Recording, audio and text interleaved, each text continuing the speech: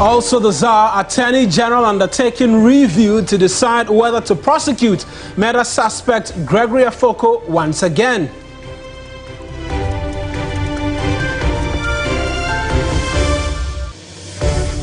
And a lot later on a special feature series, we profile 10-year-old brilliant mind already making waves in senior high school. Unbelievable.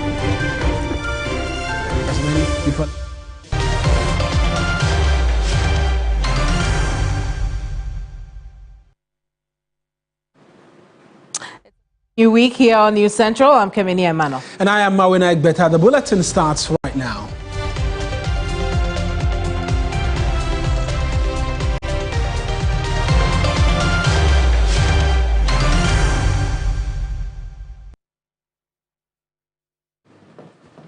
This afternoon, national security operatives are tracking a kingpin behind a sophisticated counterfeiting syndicate set to be operating here in Accra. The operatives made the bust initially in February of this year. Director in charge of special operations at the National Security Secretariat, Richard Jakpa, has been touring the crime scene with his men.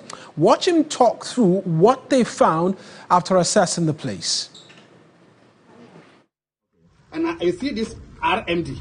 It means it has been certified that the man that came was genuine, intact by Bank of Ghana, and this is their own certification. And when I ask them, say yes, it's from their office.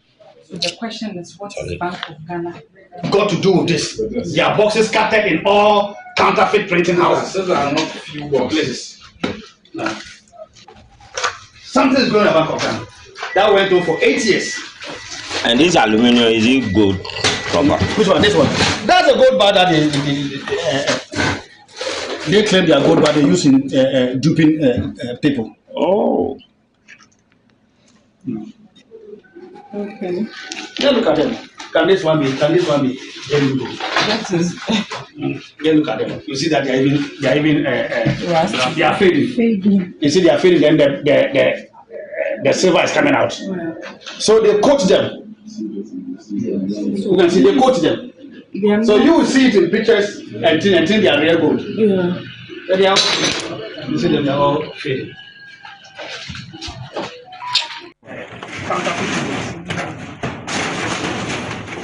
There's nothing in this box. This box, these are the boxes that they use in carrying gold. When we go to that side there, you'll see.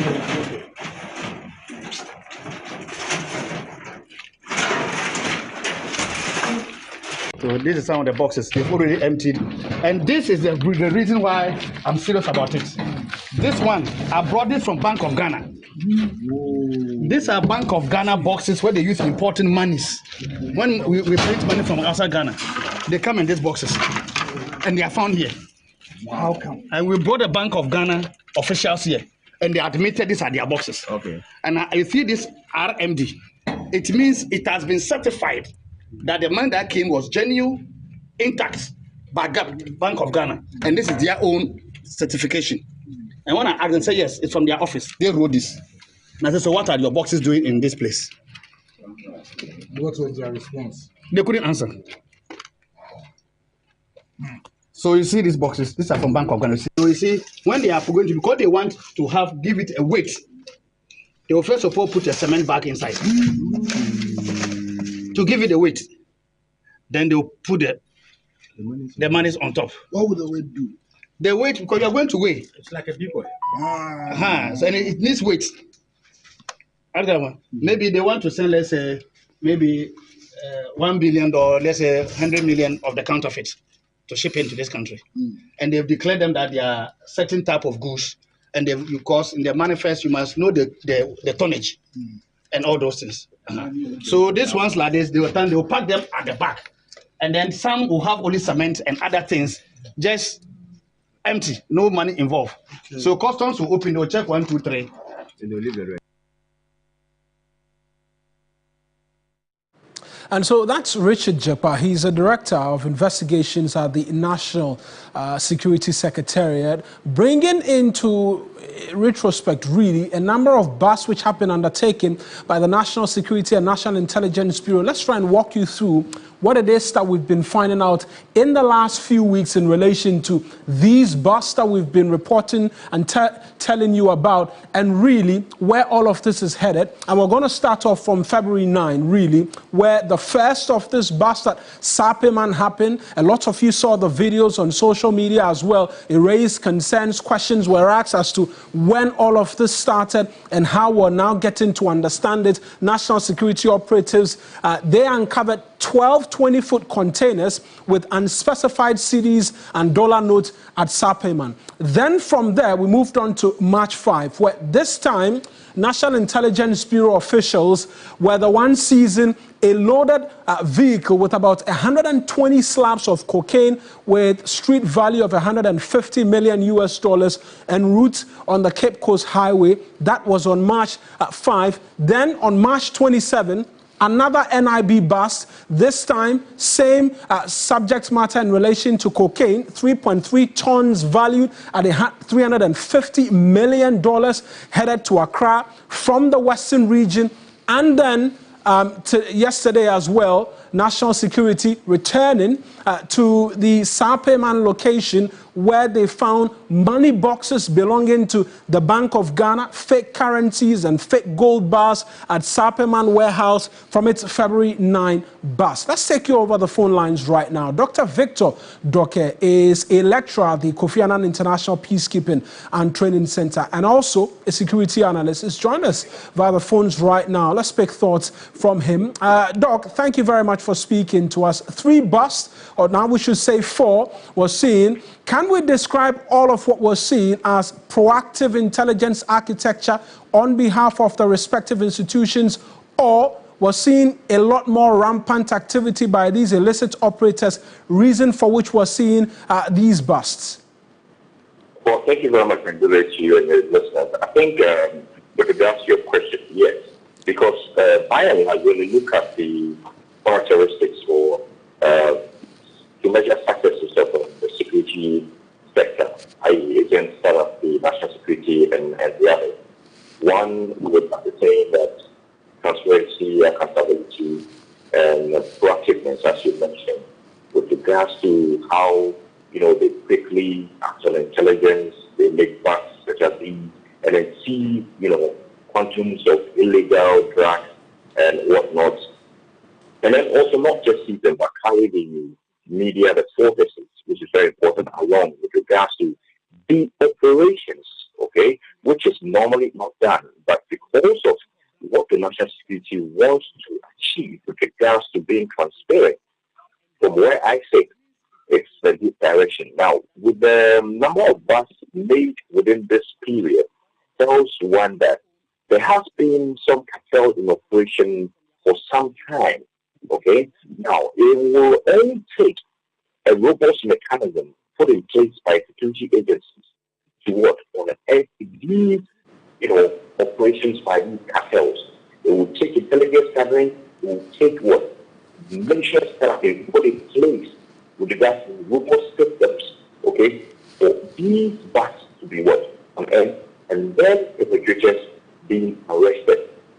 So I think what the national security is doing is carrying the forces along, the people of the country along with regards to letting us know the where, the how, and the what has been going on currently with regards to illegal drugs, in the system, which the president has made clear Ghana is not going to have that. So when you talk about we having made successes with regards to the security agencies, I think this is one of the ways to go. And I think we just have to be on the guard, on the lookout more, because then, with these busts going on, the perpetrators, some of the perpetrators will be on the run, thereby we will not know their operations by and large, because then they'll be in their hiding and then come out later on. But I think by and large, it's a good process that is going on for us to know what actually our security agencies are doing with regards to fighting crime and fighting illicit drugs in our system. Doc, I see you're beginning to already talk about the president's directive for investigations into the whole airplanes which touch base in the country. We'll get into that shortly, but I just want to stay with respect to this Sapim bust. We're seeing money boxes belonging to the Bank of Ghana. When Mr. Jakpa spoke, he made reference to the fact that yes, some individuals had been arrested and that they are on a manhunt for one Alhaji in connection with these 12 20-foot containers and then the latest discovery that we're seeing. But should we be focusing on just this one Alhaji individual, considering that money boxes which belong to the Bank of Ghana are being found at this place where illicit activity is ongoing? Shouldn't the investigation be broadening its horizon into looking into how even money boxes are finding its way here? Right. So when you talk about investigations, there's always a ring leader. Here, the narrations, the Alhaji is a ring leader. There's been other, lieutenants who have been arrested, but then the ring leader is Alhaji. Now, you have connections, okay, of other people who are working at other institutions, i.e., it may be there were some people who were working in such institutions who had links, because how do you explain that a sensitive material such as that will be found in Sapima, okay, in a container that belonging to this island. So investigations should be widened. There should be forensic investigations, forensic auditing as to the activities of how these forces, they already have markings on them, so they can trace. There's already records. They can trace as to how it entered into the country, when, who received them, how the boxes left the BOG compound, which is fortified. Security is what strengthened. How did it leave that premises? Found its way to Sapien. Investigations will definitely do what? Right.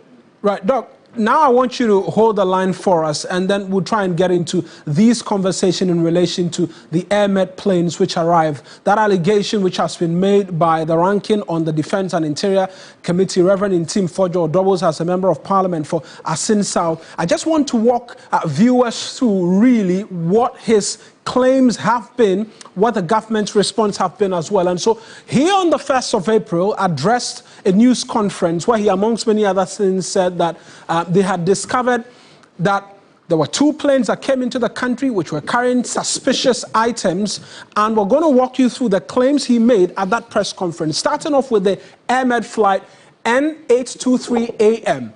These are the claims Mr. Ntim Fojo, Reverend Ntim Fojo, makes. That the plane arrived in Ghana on March 25, 2025. It carried no patient. According to him, it carried suspicious cargo suspected to be cocaine, and that it was stationed in Ghana for 5 days.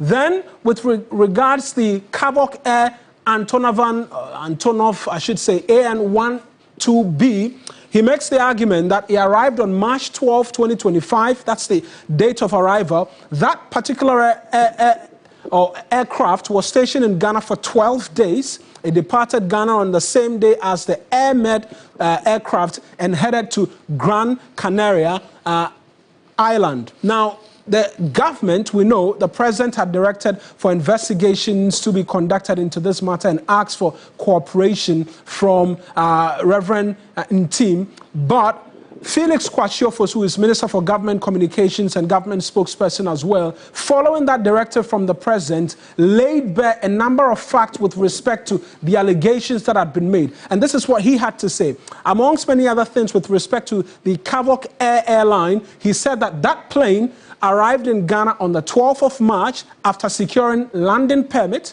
The purpose for arrival was for a technical stop. It landed in Ghana from Angola, Luanda to be specific, and that it was carrying oil drill equipment or lubricant oil. Now, he goes on to explain that it arrived to carry out certification, which can only be done in Ghana and cannot be done in Angola because Ghana has the equipment for that. That is scanning and screening of products meant for the EU market, and that the plane developed engine blade fault with severe oil leakage on arrival. Now, with respect to that set plane, a replacement aircraft URCEZ arrived and was brought in to evacuate the cargo, which was the drilling oil equipment and other things which were supposed to undergo that screening and then head towards the EU market. This new plane came to pick up the cargo, and then the damaged aircraft remained in Ghana for 13 days. And then it was inspected by Aviation Security, Narcotics Control Commission, and then National Security, as well as the National Intelligence Bureau. And so that's it in relation to the Cavoc aircraft, and that no contraband was found. But in relation to the Air Med as well, this is what Felix Kwachofosu revealed in that explainer. Again, it's an air ambulance that's been clarified that it arrived in Ghana from the Gran Canaria Island after going through Luanda, Angola. Same place as with this particular airline, Cavoc Air. And then it also made a stop here in Ghana for a technical reason, refueling, and for the crew to be able to catch some rest. And that it received landing permit from authorities here in Ghana.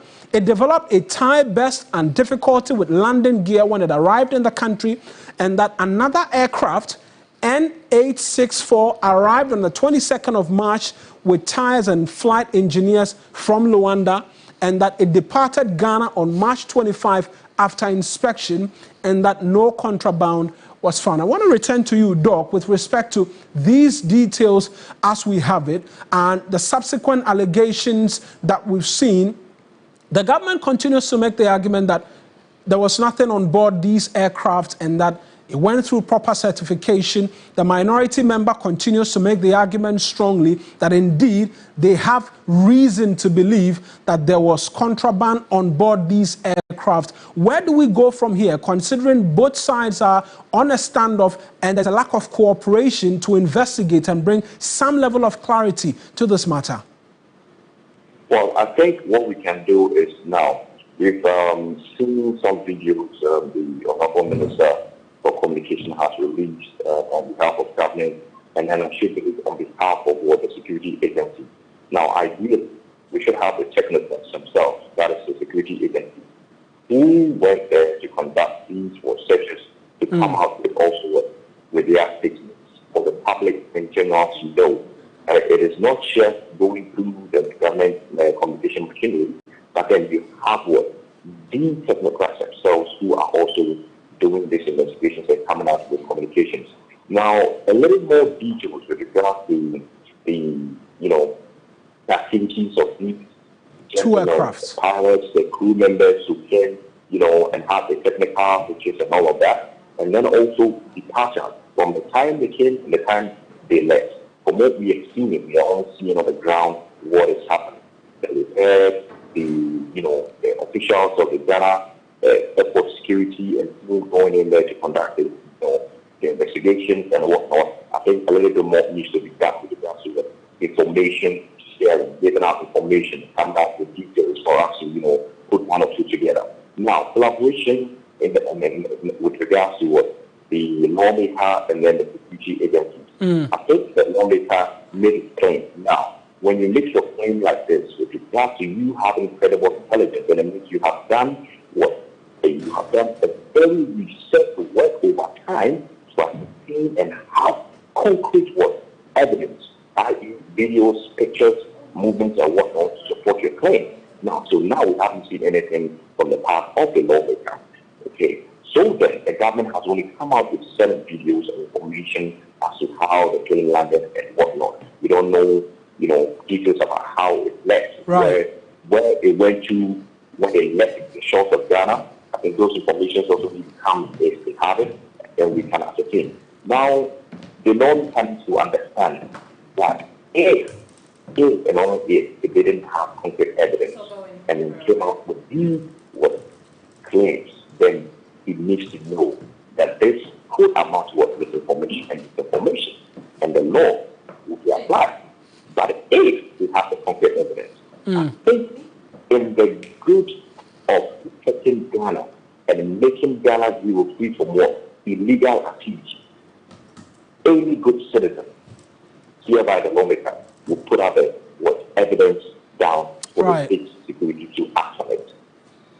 Right then, Doc, we'll leave that conversation here. I appreciate you for speaking to us in relation to these two matters. That's Dr. Victor Doke. He's a security analyst as well as a lecturer at the Kofi Annan International Peacekeeping and Training Center. But there's a bit more with respect to these allegations and counter-allegations coming through from the former Deputy Minister of Defense, Kameni.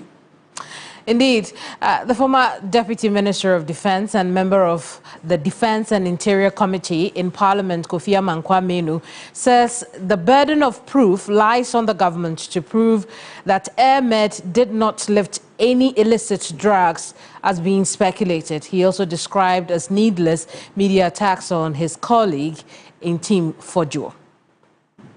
And so I find it a bit absurd to hear people attack the personality of Intim Fojo. It's neither here nor there. An allegation has been made. He's called on national security and the institution, closing the authority to undertake investigation to answer to let the Ghanaian know exactly what is happening.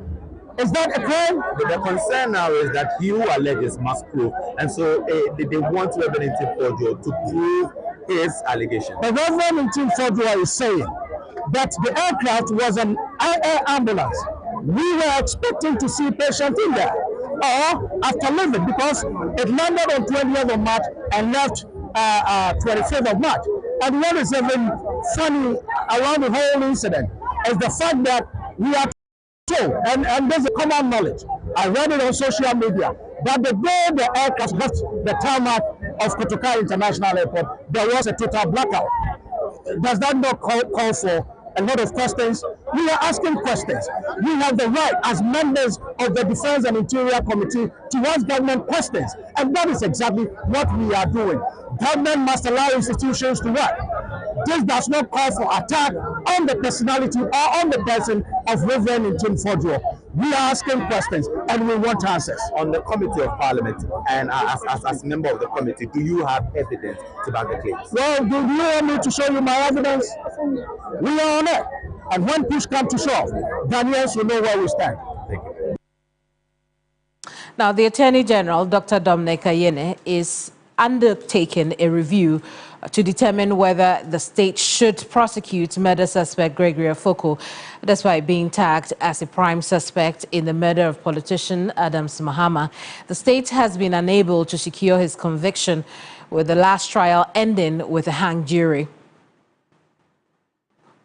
Lord Edwasare is in court for us. Let's get the very latest on this matter. Lord, good afternoon. What more do we know about the current review the AG is undertaking?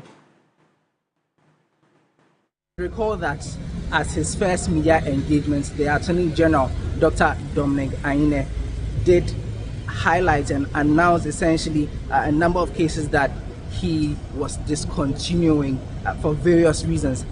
One thing that also came up was the case of Gregory Afoko and then Asape. Now, the Attorney General did indicate that this person, the accused person, has been on remand for the past 10 years, and so he felt that he's suffered long enough. He did not say what exactly he was going to do in that regard, except to say that he's going to look critically at the case, and so we'll see whether that will be discontinued or not. But when the case was called today, the prosecution as well as the defense lawyers had a brief, they actually approached the presiding judge on the matter and had a brief meeting with her, after which the judge indicated that she's adjourning the case to May 30 because the Attorney General's office is still considering on what to do with Gregory Afoko's case. And so when we come next month, Marina, we'll know if the case is going to be discontinued or the retrial will now proceed. I see, Lord. What have the family of Gregory been saying to you?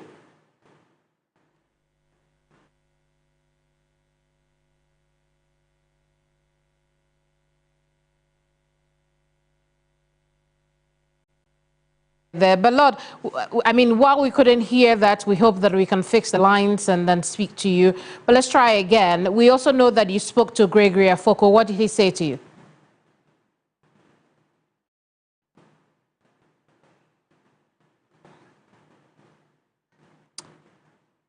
Well, Lord Edwasare is our court correspondent. Now we know that that case against Gregory Afoko is being reviewed by the Attorney General Council and family in general have appealed to the Attorney General to take a second look at that case. Remember, at the Attorney General's very first news conference, he did say that if it's brought to his attention, it's one of those cases that he will review after we put a question to him regarding Gregory Afoku's matter. But Lord, let's try again. You spoke to Gregory. What did he say? Since you were granted bail, how has it been for you? How are you coping while at home? It's not bad. I am happy. I'm home. My family is here. And I thank God that I'm not in there.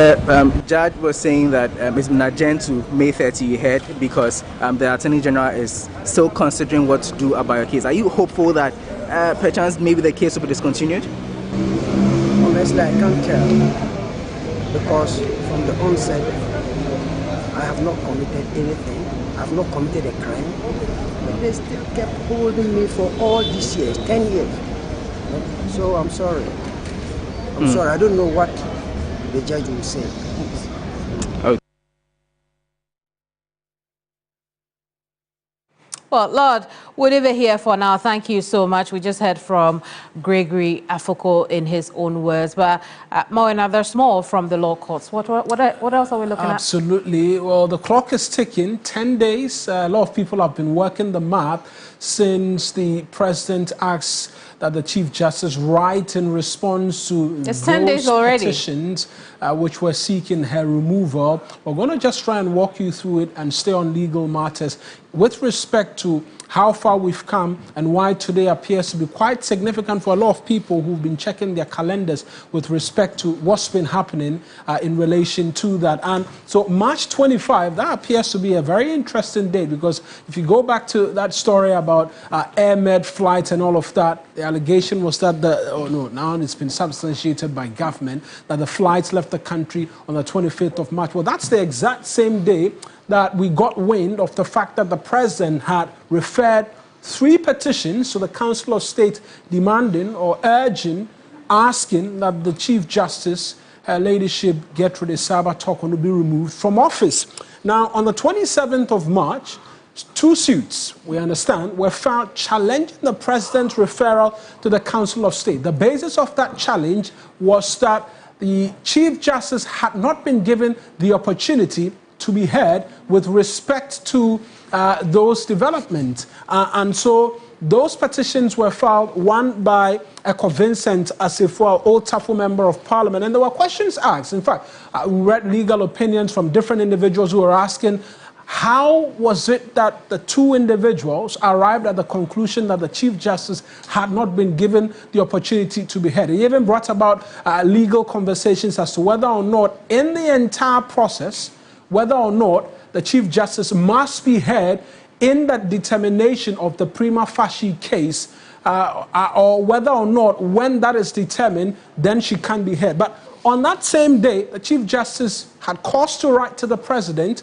and then to the Council of State asking that she be given copies of the petition and as well be given the right to be heard with respect to everything that's come up against her, 3 petitions asking for a removal amongst many other things. Then on the 28th of March, the President will write to her expressing disappointment in one breath that her letter had leaked to the media before he could get a copy of it, but nonetheless entrusted or assured her that the process was going to be fair and that she was going to be given the opportunity to be heard in all through the process, while extending her 10 days to be able to submit her written responses to the respective petitions, 3 in all, asking for her removal. And so that's what we have with respect to that development. And then we know as well that initially there was supposed to be the hearing of the 2 suits, all injunctions also seeking to stop the president from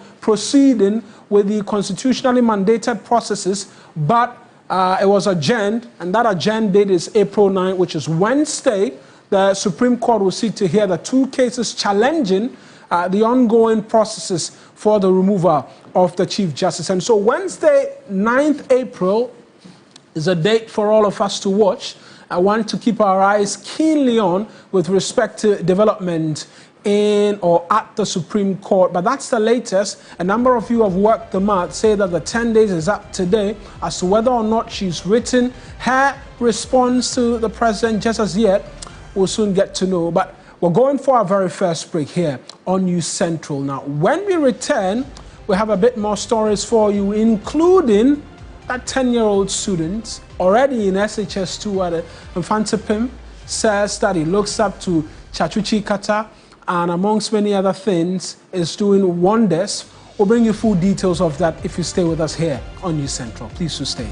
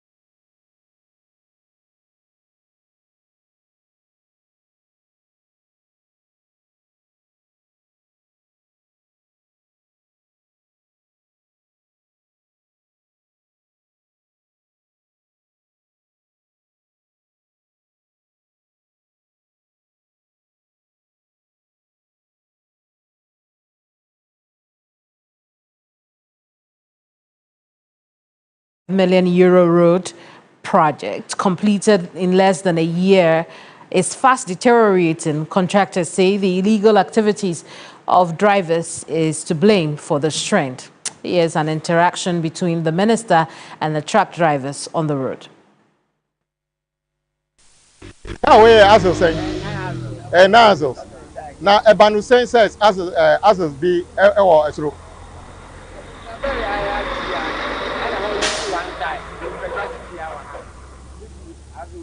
Wait here, Emrano. Never police for actually say here. Want to me call. Him say Wayne Bridge GHA Bridge front hall. Okay, we there. Yanko Wayne Bridge. Two of his axles are up, meaning it's a 7-axle truck which is supposed to weigh 70 tons. So an excess of 20.94 tons. Yeah. When we met him on the road, 2 of the axles were up. So it means that he was using 7 axles instead of the 9 axles. So his crime is that, yes, the car is a 9 axle truck, but on the road he was deploying only 7.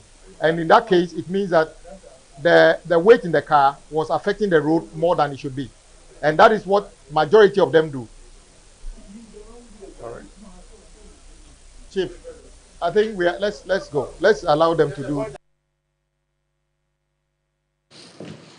Now, students of the Presbyterian Nursing and Midwifery Training College in Bawku in the Upper East region are urging authorities to reopen the school, which has been closed since November 22nd, 2024 due to the resurgence of chieftaincy conflict. The students, led by Akama James, president of the SRC, expressed their concerns at a press conference highlighting the negative impact of the prolonged closure on their education and training. Upper East Regional Correspondent Castro Senyala is joining us with details right now. Castro, walk us through again why the school was closed and if there's been an update with regards to the security situation there.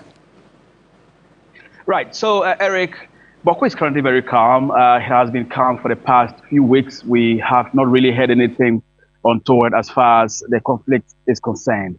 And talking about the school, yes, the school was closed. That was last year, November 22nd, 2024, due to the resurgence of the conflict. You know, at the time it was at its peak where there were lots of killings and destruction to property. And so school authorities felt after several warnings and several indications that they would close down the school, had to finally take that decision where it was closed. But later on, there was some arrangement where the school was divided. We had the main campus and another campus somewhere, so that students from both of the factions could feel free and go to any of the schools, the campuses they want. But it appears, Eric, that is not helping matters, because students say they are unable to learn that, learning environment where they feel they are in a school and are encouraged to learn is not there. And so today, they held a presser where they have pressed on governments and authorities, especially the church authority, to see what they can do to reopen the school for the students to be able to go in and learn.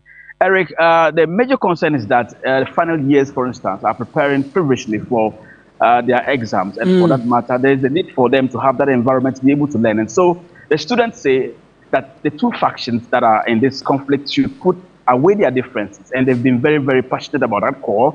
They should put away that, the differences and come together and push for the reopening of the school. For them, that's the students, they think that the common interest of the school outweighs the interest of each of the feuding factions.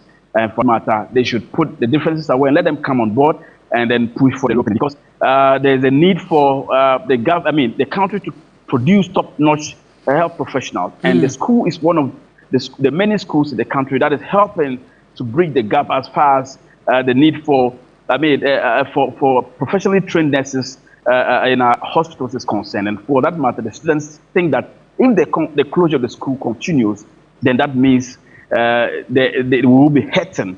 That training process for more professional nurses to come on board. And so they want government simply to see what they can do to bring in, the closure to a stop. They also want government to, aside from reopening the school, to also increase the security presence and make the school environment very conducive. They don't want the instance where one faction is here, the other one is here. They want all of them to be together and then provide security for them to be able to continue their learning and training. Let's hear from the SRC president. Thank you very much, Castro. In school, even when the conflict was ongoing, we are of the firm conviction that the conflict situation has significantly toned down and academic work can resume without any hindrance. Yes. It would be recalled that there were times that school was in session when there was intermittent gunshot, indeed almost every week. Why do they want to change the slogan, colleague of the noble profession? Yeah. In our case, why do they want us to regret choosing Bawku Presbyterian Nursing and Midwifery Training College and nursing as a profession in general? We wish to draw the attention of the general public that the current situation in Bawku is not reason why the Presbyterian Nursing and Midwifery Training College has come to an halt on its activities, but rather the leadership of the college in collaboration with the leaders of the Presbytery who are chairing the college want to deny us the right to proper education. Exactly. Currently, the final years who are preparing for their final upcoming exam is in a great fear and panic because staying in the house while other nursing institutions have resumed their second semester for academic activities is a great fear to our future. We have to say that the entire student body is disappointed in the management board of the college because of the selfish ambition using the conflict as an excuse to put the future nurses and doctors probably to the gutters. Yeah. Well, away from that, following the nomination of metropolitan, municipal and district chief executives across the respective districts and municipalities, Techiman South has, as well as Kintampo, North and South, are set to vote and confirm their nominees for their assemblies. Now, let's cross over to our Bono East regional correspondent, who is on the ground with the very latest on the story. Belinda Tete, good afternoon to you. Talk to us about how this is going. Right, good afternoon. And, well, in accordance to the Local Governance Act, Article 243+1, which gives assembly members the authority to vote to accept or reject the nomination or the MCE and DCE nomination for the various assemblies. We are here in the Bono East region. Kintampo North and South, as well as Techiman South, is expected to go through their confirmation process today. And we are currently here at the Kintampo North municipality, where Isaac Donko is the nominee, and we are expected assembly members to vote today. The elected assembly members are 45 and appointed are 18. So in total, we are expecting 54 voters to vote to accept or reject the nominee, the MCE nominee for the very assembly. And when we go to Kintampo South as well, we are looking at Zuri Wilfred, who is the nominee for that very municipality. And the persons who have put the elected persons to vote, we are having elected assembly members as 28, as well as appointed 12. So in total, we are expecting 40 assembly members to vote for the Kintampo South. And as well as Techiman South, we are looking at Honorable Ejay Mensah, who is the former MP for Techiman South. And elected assembly members expected to vote today are 32, while appointed assembly members are 14. So in total, in the Techiman South, we are expecting 46 persons to vote today to confirm or reject their nominee. Now, on Friday, we had the confirmation for Nkranza South, Nkranza North, as well as Techiman North. And in Nkranza South, we had Godfrey Dapa, who 82% of the assembly members voted and accepted and confirmed that they wanted him to be their MCE. And in Nkranza North, we had Patrick Efa. He had 93.2% of votes to confirm that they want him as a DCE, as well as we went to Techiman North, where 100% of votes confirmed the acceptance of Adom Johnson as the MCE. So by the end of the day, we are expecting that across Kintampo South and North, as well as Techiman South, there will be votes to confirm that these various nominees will be accepted for the various municipalities, as well as districts in the region. Very well, Belinda. Thank you so much for the reporting. Belinda Tete there. Now, in 2024, Ghana's mango exports saw a slight decline with a global market share of 1.5% and a total export value of some $55.1 million, down from the 59 recorded in 2022. Now, mango farmers in Ghana are therefore calling on the government to take a fresh look at the mango sector to enhance its global competitiveness and support national development. A report by Claude Kumiebisa. With rising global demand for Ghanaian mangoes, industry experts urge coordinated efforts including policy reforms, private sector investment, and farmer education to unlock the sector's full potential. Despite access to over 35 international markets, stakeholders say Ghana must address key challenges to transform mangoes, dubbed green gold, into a major foreign exchange earner. I think we have not done enough over the years. I have always held the opinion that if we can give 30% of the kind of support we give to the cocoa sector, to mango farming in this country, mango as we call it, the green gold, I'm sure that it gives us more dividend, probably give us more profitability and create more opportunities for employment for the people of this country and than all the other sectors we are. So my plea is that government should have a real look at the agricultural sector, especially the mango farming area, and make sure that the inputs they get are of good quality and they are affordable, and give them the necessary extension services. I am sure that our mango can compete with any other mango anywhere in the world. Mango farmers lament this season has been one of the most challenging in years, as fruit flies continue to destroy crops at an alarming rate. Chairman of the Greenfield Mango Farmers Association, George Kafui Agbozo, is however calling for a national coordinated effort to combat the pests before the situation worsens. The fruit flies control currently has been left in the hands of the commercial farmers. As part of government tree planting initiative, mango seedlings have been distributed and people have planted them all over the place, but they do not attend to those trees like the commercial farmers do. And what happens is that those trees now become breeding grounds for the fruit flies. And when that happens, irrespective of what the commercial farmer will do, the flies will breed there and still come back and worry the commercial farmer. So there should be a national effort towards that. Also, market for the fruits is another daunting challenge for the farmers. Mango, neton, and nefe. Marketing for the mangoes is not encouraging. By the time they are purchased, a quantum of them just go waste, which is affecting production costs. We are calling on the government for support. In a major boost for the mango industry, a groundbreaking ceremony has been performed for the construction of a state-of-the-art training center in Sunyani. This facility will equip local farmers with modern techniques to improve yield, quality, and sustainability. Claude Kumiebisa, TV3 News, Sunyani.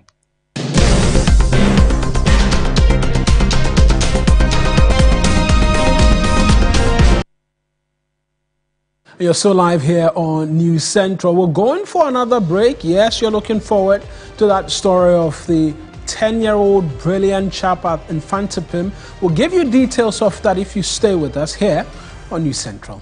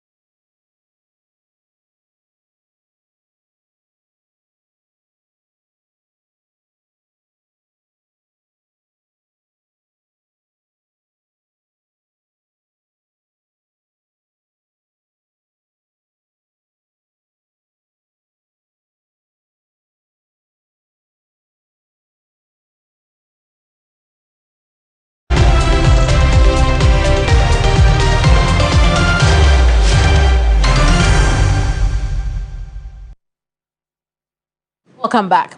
Now, he may look physically smaller as compared to his classmates in school, but academically, he is a rare gem, defying expectations and making a name for himself. This is the story of Diamond Lucas, who gained admission to Mfansipim School at just 9 years old. Inspired by renowned lawyer Chachu Chikata, Diamond is driven to succeed and hopes to meet his idol soon. A report by Portia Gabo and Thomas Khan. On the campus of Mfansipim School, one young boy stands out from the crowd, a 10-year-old defying age norms and pushing boundaries. That young boy is a rare student, a diamond, just like his name. When I was in class 1, then COVID came. So during the COVID, my dad organized classes and he added me. If he's teaching the junior level, then I go and join him. Then he saw that I was good, but I wasn't having the speed. So when we resumed school, the teachers said I'm good, so they are taking me to JHS1. But my dad said JHS1 is too high for my level, so they should take me to class 5. From class 5, I went to class 6 and I wrote scholarship exams at Galaxy. But I passed, but there was no money. So I was motivated by my mom that if one door closes, another door opens. Then I went to write entrance exams at university and I passed in Form 3. Then I wrote the BC in that school. At 8 years, he wrote the Basic Education Certificate exam. Now 10 years studying General Science and in SHS2, Diamond says he will put in his best to achieve greatness. When I was in class 1, I searched for the youngest doctor, which was Ruth Amajan by then. That motivated me to also come to SHS early at this age. There's one man that inspires Diamond a lot. He wants to meet him soon at renowned lawyer Chachu Chikata. Lawyer Chachu Chikata is one of the great lawyers in Africa. He came to this school at age 9. I wish I would meet lawyer Chachu Chikata, who is one of my inspirations and also an old boy of Mfansipim School. I'm almost surprised if he wants to become a very big person or like Chachu and others who you can think of. I will hope that he will maintain his focus and then probably aim higher as you've been motivating him to do so. It feels very special being a friend of Diamond. Diamond has support from the school head, teachers and his classmates. When I first saw him, I was like, hey, this boy at this age, can he make it through? So ever since I just decided to monitor and follow him, see how he will survive or how he will be able to manage himself academically and domestically. So we are just monitoring him to see how things are going. And so far, it's been very well. Personally, I had doubt about his ability to cope with the rigors of academic work in the school. But over time, he has proven himself to be a very hard-working student, and we cannot see any difference in terms of performance between him and the older ones. I always tell him to be serious with his studies. And then also, if he doesn't understand anything, he should try and consult his friends. I was wondering whether he had what it takes to do the course, as in additional mathematics at SHS, at the age of 9. Initially, it took him some time to acquaint himself with the environment. But I think after the first 2 weeks into the first month of his stay, he got used to and started picking up with his colleagues. He spoke about his hobbies and how he handles difficult moments in school. Reading books and watching news. My friends, if I found any difficult challenge in the academics, I go to them and they help me. And emotionally, like let me say, I feel sad. I go to them, they speak to me, then I feel okay. I was surprised to see how he is able to socialize with people who are much older than him. But according to him, he's always been in this situation around people who have been older than him. So it's not very difficult. And they're really good friends in this class. When I was his age, I was in class 4 by then. We lived with him as brothers. he's able to live on his own. Greatness can sometimes appear in small packages, and Diamond is hopeful with hard work he will achieve his dream of becoming Ghana's youngest doctor. I want to be known as a doctor to provide health care for people who are ill. Indeed, Diamond Lucas is proven that greatness knows no age bounds. He's a diamond in the rough and will continue to polish until he shines bright in academics. Portia Gabo, TV3 News. Fascinating. Thomas Khan and Portia Gabo with that report. Well, we are ending our program this afternoon, the very first one for the week. Yeah. Yes. I mean, I've been fascinated. I've been beaming with all smiles, ear to ear, with respect to the exploit of Little Diamond, and we can wish him. We can wish him well. I mean, there are a lot of people whispering in my ear how old I was when I was in SHS. I can bet I was what, standard age? Yeah, standard 14, 15 years, standard age. I was in SHS. Yeah, I mean, this is also proof that the long years of education is a capitalist agenda. You have to put out that. Yes, it's a capitalist agenda. And we need to start looking at it again. So what, you're going to begin to skip the kids? Yeah, you know, you skip, you realize the child is matured for a certain age or class, you skip and go forward, give them a different training. No. We have to stop that. Well, we'll see how that Diamond goes. is proof of that. Diamond is proof of that. Yes. Excellent. That's our bulletin for you today. We look forward to seeing you again tomorrow. I am Awin. And I am Kameni Amara. Next is the afternoon show. Bye-bye.